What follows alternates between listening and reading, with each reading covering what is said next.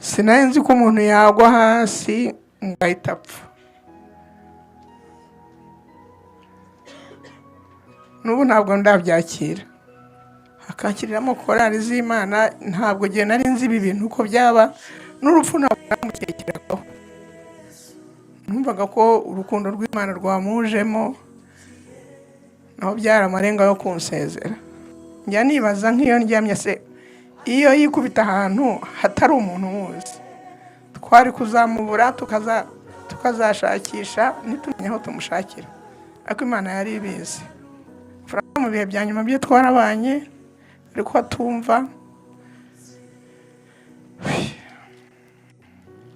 Buri urupfu rwa papa we arambabaje cyane, ariko rwa Gafaransa rwo niko rumbabaje.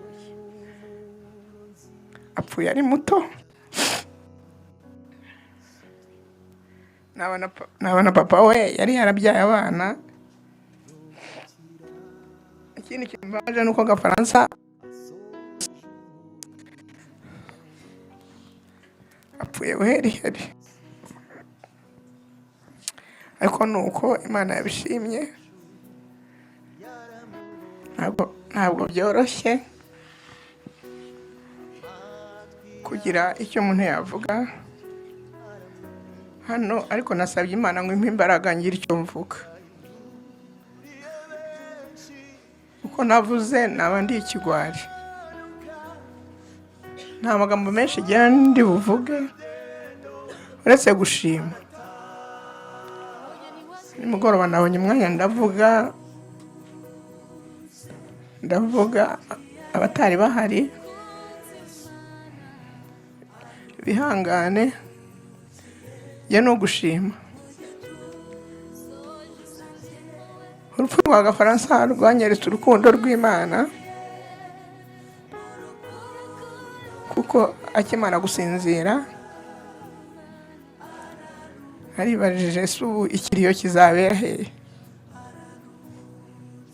ese ubu nzabishobora.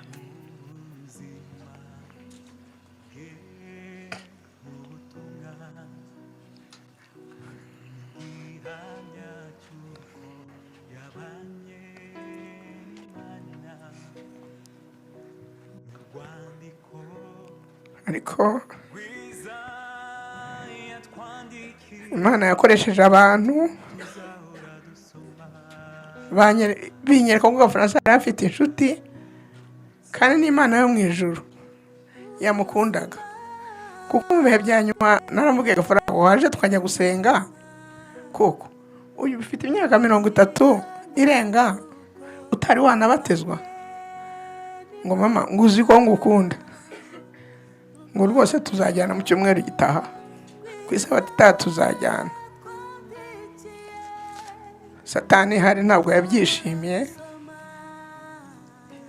yabonaga ko agiye kumucika. Hahita hazamo kiriya kintu kidasanzwe, sinari nzi ko umuntu yagwa hasi ngahita apfa. N'ubu ntabwo ndabyakira, ariko nuko byagenze. Gafaransa twaraganiriye mu bihe bya nyuma, yajyaga ataha akamganiriza, akakiriramo korali z'Imana. Ntabwo gihe nari nzi ibi bintu uko byaba, n'urupfu ntabwo namutekeragaho. Numvaga ko urukundo rw'Imana rwamujemo, naho byari amarenga yo kunsezera. Gafaransa yari inshuti yanjye, yagiraga ubukwe akambwira mama tugende mu bukwe, tukicarana nk'umugore n'umugabo, kandi nkumva ndakomeye, nkumva ndaberewe, nkumva afite ifiyeri rwose. Gafaransa yagera akanafata gutya ngo mama, ngo hari abantu musengana bambwiye ngo ngusuhuze, buriya bambwiwe ni iki, uri ubona dusa? Ni ukuri turasa. Nuko bikamushimisha. Yambaga mu maraso. Gafaransa namukundaga kuruta abana bose, kuko Gafaransa Gafaransa yari imyanda yo kurya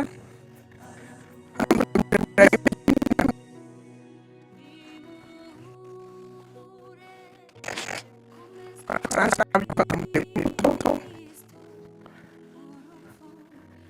amushyikiriza ibizi byo kurya ngaho rya ugenda uriye byangaga nka kipapako ifunguro nkarwibikaho nk'utari kukiburira yanyiyumvagamo n'inshuti zose yababwiraga ko ashaka kubaza mama we.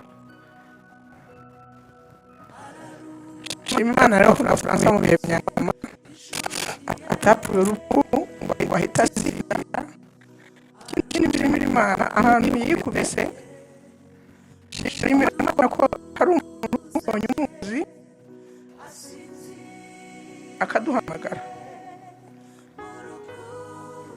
Njya nibaza nk'iyo ndyamye se iyo yikubita ahantu hatari umuntu umuzi twari kuzamubura tukazashakisha ntitumenye aho tumushakira, ariko Imana yari ibizi. Yaduhamagaye rwose turagenda turamureba mbese mu bihe bya nyuma byo twarabanye ariko atumva.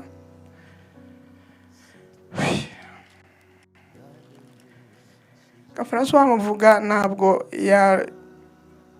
nk'umwana wabanye na mama we.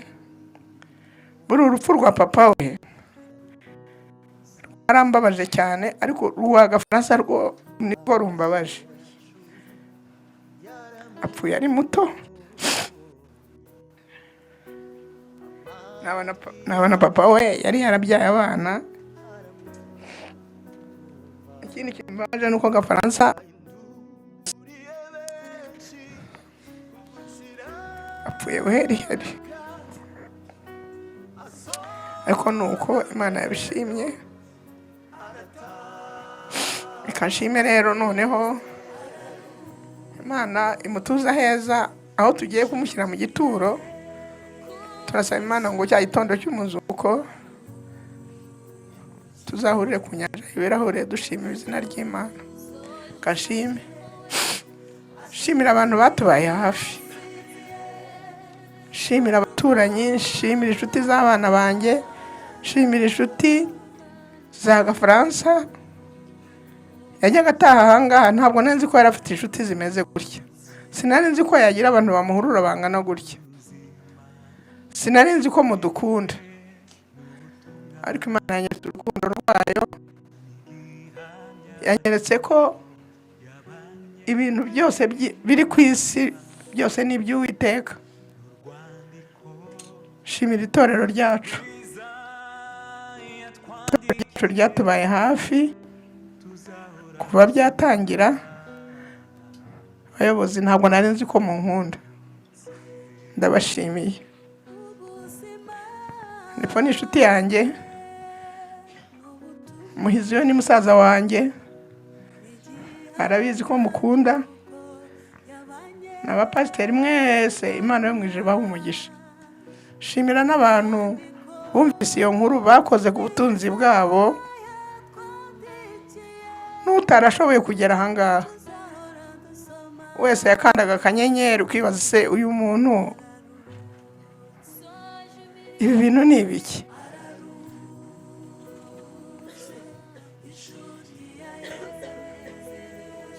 Ku gushyingura kwa Gafaransa ntabwo byatubonye, noneho twanababonye twishimye. Tumuherekeze rero ajye kuruhukira igituro Imana yamuteguriye. Ndamusaba kugira ngo ndasabira bashiki be kugira ngo nabo bazajya baba hafi y'Imana. Njyewe inzira narayitangiye, ariko nsaba Imana ngo nzayisoza amahoro. Ndababwira ngo mujye musenga Imana. Imana ishobora byose, Imana irabakunda. Nubwo Gafaransa agiye nimuhumure, ntabwo musigaye mwenyine, musigaranye n'Imana. Shima Imana ko Gafaransa asinziriye, mwese mwari mumaze gushaka.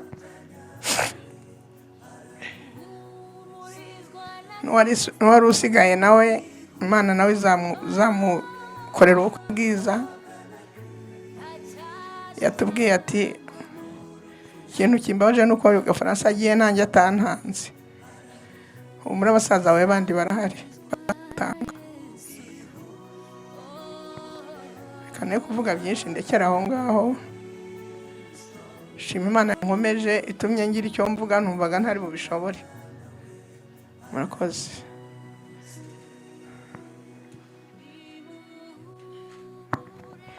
Natwe dushimye Imana cyane, mama Gafaransa kuba akomeye.